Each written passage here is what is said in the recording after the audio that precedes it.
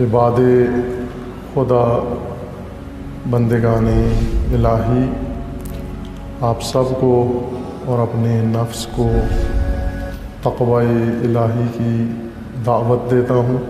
تقوی خداوند تبارک و تعالیٰ نے انسان کی نجات کا ذریعہ بنایا ہے دنیا و آخرت میں۔ روز جمعہ، یوم الجمعہ مشہد عام، یہ عمومی حضور کا دن ہے، یہ مشہد عام ہے، تمام لوگوں کے اجتماع کا روز ہے، وہ منظر ہے۔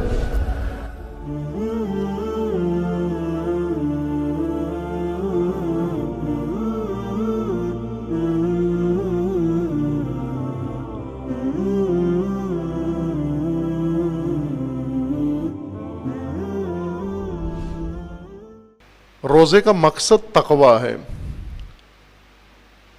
یا ایھا الذین آمنوا کتب علیکم الصیام کما کتب علی الذین من قبلکم لعلکم تتقون۔ تقوی کے حصول کا ذریعہ روزہ ہے۔ روزے مختلف اقسام کے ہیں، واجب روزے جن میں اہم ترین یہی ماہ مبارک رمضان کے واجب روزے ہیں، مستحب بھی ہیں، صاحبان توفیق وہ مستحب روزے بھی رکھتے ہیں، والدین کے قضا روزے ہیں، اپنے قضا روزے ہیں، نظر و عہد کا روزہ ہے، یہ واجب روزے ہیں۔ ماہ مبارک رمضان کا روزہ واجب ہے۔ احکام اس کے تفصیل سے جاننا ضروری ہے۔ تمام مومنین ایک دورہ پورا پڑھیں، کورس کریں احکام ماہ مبارک رمضان کا، روزے کا و دیگر۔ روزہ تقوی کے لیے ہے، روزہ جسمانی فٹنس کے لیے نہیں ہے۔ بعض روزے کا شوق دلاتے ہیں، جس طرح ٹی وی چینلز کے اوپر فلمی ایکٹرز کو لے کر آتے ہیں اور وہ فاسق و فاجر و بے حیا لوگ آ کر ماہ رمضان میں دوپٹے اوڑھ کے مثلا تقدس کی باتیں شروع کر دیتے ہیں، اور مومنین متدینین روزہ دار بیٹھ کر ان سے استفادہ کر رہے ہوتے ہیں۔ ایک اور کام ٹی وی چینلز پر زیادہ ہوتا ہے، اور وہ ایسے روشن فکر معاب لوگ یا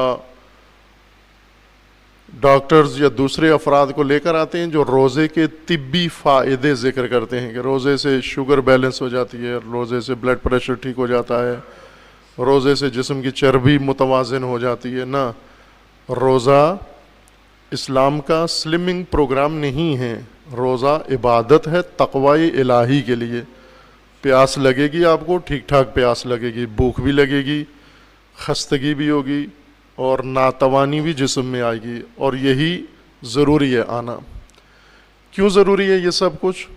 ایک تو آپ روزہ رکھتے ہیں، فاقہ کرتے ہیں، کچھ نہیں کھاتے، اللہ کی خاطر نیت کرتے ہیں، للہ، فقط خدا کے لیے میں روزہ رکھ رہا ہوں، اور اسی نیت و ارادے سے جب آپ حلال کی چیز کھانا ترک کرتے ہیں، اپنی قوت ارادی بڑھاتے ہیں۔ تقوی کے حصول کے لیے قوت ارادی ہونا لازمی ہے۔ ہر متقی با ارادہ انسان ہوتا ہے، کمزور ارادے والا متقی نہیں ہو سکتا، اس کے لیے تقوی بہت مشکل ہے اختیار کرنا۔ جس کا ارادہ مضبوط نہ ہو، ڈھیلے ارادے والا، کچے ارادے والا، جس کی ہر چیز دیکھ کر رال ٹپک آتی ہے، یہ انسان با تقوی نہیں ہو سکتا، یہ مشکل ہے اس کے لیے۔ روزہ ارادہ انسان کو مضبوط کرتا ہے۔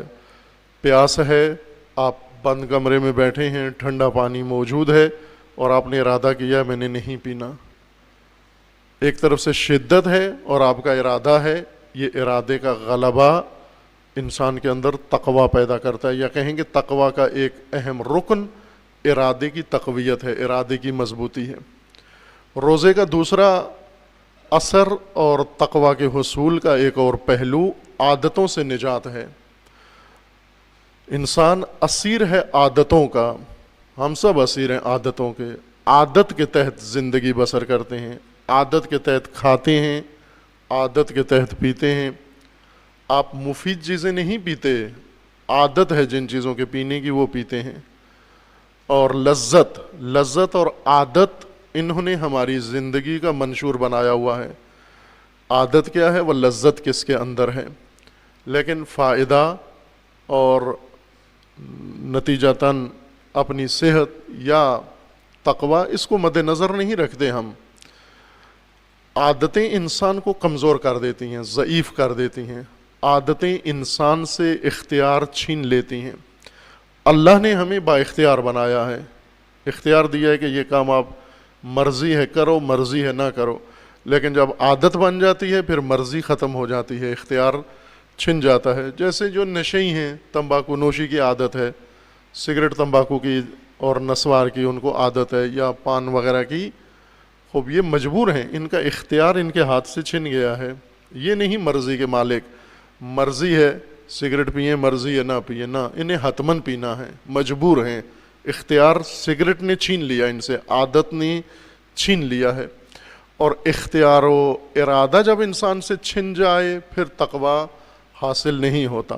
عادت کے اسیر انسان ہمیشہ شیطان کا آسان شکار ہے، چونکہ شیطان عادتوں سے پکڑتا ہے انسان کو. جتنا کسی کے اندر عادتیں راسخ ہیں، گہری ہیں، پکی ہیں، یہ شیطان کا بہت آسان ہدف ہے. لیکن اگر عادتیں مغلوب ہیں، آپ کا غلبہ ہے عادت کے اوپر، نہ کہ عادت کا غلبہ ہے آپ پر، آپ کا غلبہ عادت کے اوپر ہے، پھر شیطان آپ کا کچھ نہیں بگاڑ سکتا، چونکہ خواہشات و عادات پر آپ کا کنٹرول ہے. آپ جو مرضی ہے کھا سکتے ہیں، جو اختیار ہو کر سکتے ہیں، جب چھوڑنا چاہیں چھوڑ سکتے ہیں. بس اس کا مطلب ہے آپ اپنی عادتوں پر غالب ہیں، آپ مضبوط ہیں و قوی ہیں. ماہ مبارک رمضان میں انسان کو یہ سہولت ملتی ہے کہ عادتوں پہ غلبہ پا لیتا ہے. اگر روزہ رکھے، تمباکو نوشی کا عادی ہو، وہ دن بھر 14-16 گھنٹے وہ اس عادت سے دور رہتا ہے، اور اتنے گھنٹے جو دن میں عادت ترک کرے وہ ہمیشہ کے لیے ترک کر سکتا ہے. اسی طرح دوسری عادتیں، کھانے پینے کی عادتیں، جس طرح ہم ٹائم جب ہوتا ہے گھڑی دیکھ کے کھانا شروع کر دیتے ہیں، پیٹ کو نہیں دیکھتے کہ اس میں جگہ بھی ہے یا نہیں، یا بھوک بھی لگی ہے یا نہیں. چونکہ کھانے مختلف ہیں، کچھ زود ہضم ہیں اور کچھ دیر ہضم ہیں. مثلا کچھ کھانے ہیں جو آپ نے رات کو کھانا کھایا، اب صبح اٹھے وہ کھانا ہضم نہیں ہوا، پیٹ میں پڑا ہوا ہے. ہلکی غذا رات کو کھائیں، صبح جب اٹھتے ہیں پیٹ خالی ہوتا ہے. لیکن ثقیل غذا، سنگین غذا رات کو کھائیں، صبح اٹھیں گے آپ کا پیٹ بھرا ہوا ہے، ابھی غذا ہضم نہیں ہوئی. لیکن ہماری عادت ہے ناشتہ کھانا. اسی طرح صبح ناشتے میں اگر کوئی ثقیل چیز کھا لی، بھاری چیز کھا لی، وہ دوپہر کو ہضم نہیں ہوئی، لیکن ہماری عادت ہے دوپہر کو کھانا. اسی طرح دوپہر کو اگر آپ نے ثقیل وزنی چیز، سنگین چیز کھا لی، شام تک ہضم نہیں ہوئی، نہ ہو ہضم، عادت کے تحت کھاتا ہے انسان، عادت کے تحت کھاتے ہیں ہم، ضرورت کے تحت نہیں کھاتے. روزہ ان عادتوں سے انسان کو بچا لیتا ہے. روزے کے اندر ایک اور خصوصیت یہ ہے جو رسول اللہ صلی اللہ علیہ وآلہ وسلم نے بیان فرمائی ہے کہ روزہ انسان کو حلال سے دور رکھتا ہے کچھ دیر کے لیے. حلال پانی، حلال کھانا، حلال ضرورتیں. اور جو انسان ریہرسل کرتا ہے اس کی ضرورت بھی ہے، تھکا ہوا بھی ہے، پیاسا بھی ہے، خستہ بھی ہے، اور سامنے اپنا حق حلال کا مال ہے، کھا بھی سکتا ہے، کوئی روک بھی نہیں سکتا، پھر بھی اجتناب کرتا ہے. یہ انسان انشورڈ ہو جاتا ہے، اس کی ضمانت ہو جاتی ہے، یہ کبھی بھی حرام کے قریب نہیں جائے گا. چونکہ جو اپنے ارادے سے حلال نہیں اٹھا رہا، اگر اس کے سامنے بھوک لگی ہوئی ہے، کھانا حلال کا اپنا پڑا ہوا ہے اور وہ نہیں کھا رہا، اس وقت آ کر اگر اسے کوئی کہے، پیشکش کرے بھئی یہ حرام کا کھانا کھا لو، تو وہ نہیں کھائے گا. کیوں؟ کہ اس نے حلال سے دوری اختیار کی ہوئی ہے. اس سے انسان کے اندر تقوی پیدا ہوتا ہے. عزیزان، ماہ مبارک رمضان ہے، رسول اللہ فرماتے ہیں اقبل الیکم شہر اللہ الاکبر، ماہ خدا تمہاری طرف آ رہا ہے، سید الشہور ہے، تمام مہینوں کا سردار مہینہ آ رہا ہے.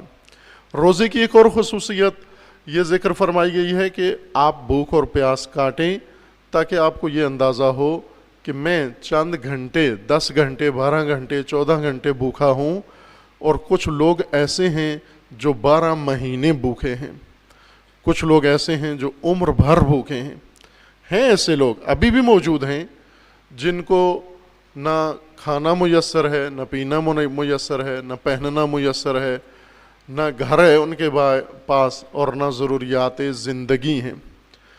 عادتیں اور سہولتیں اور لذتیں انسان کے اندر بہت خطرناک عمل کرتی ہیں، ایسا عمل جو آج کل آپ انجام دے رہے ہوتے ہیں۔ مثلا آپ کے گھر میں اگر حشرات آ جائیں، مچھر آ جائیں، کھٹمل آ جائیں، مکھیاں آ جائیں، بعض لوگ بازار سے جا کر سپرے خریدتے ہیں، مسموم زہریلی گیس، اور اسے آ کر چھڑکتے ہیں کمرے کے اندر، اور اس سے ساری مکھیاں مچھر مر جاتے ہیں۔ یہ حشرہ کش ادویات ہیں، حشرہ کش سپرے ہیں۔ آپ تجربہ بھی کر رہے ہیں اپنے گھروں میں، امن سے اسی طرح سوتے ہیں جب آپ حشرہ کش ادویات کا استعمال کریں۔ حشرہ کش ادویات کا استعمال کرتے ہیں آپ، یہی کام جو کمرے میں مچھروں کے لیے یہ زہریلی گیس انجام دیتی ہے، انسان کے وجود میں لذتیں، سہولتیں اور عادتیں یہی کام کرتی ہیں۔ یہ بھی کشندہ ہیں، قاتل ہیں، انسان کے اندر سپرے کرتی ہیں یہ چیزیں۔ عادت آپ کے اندر مسلسل صبح و شام کسی شے کو قتل کر رہی ہے عادت، اور اسی طرح لذت، ہر لذت انسان کے اندر ایک چیز کو قتل کر دیتی ہے، اندر انسان کے وجود کے اندر۔ کون سی چیز؟ احساس اور حس۔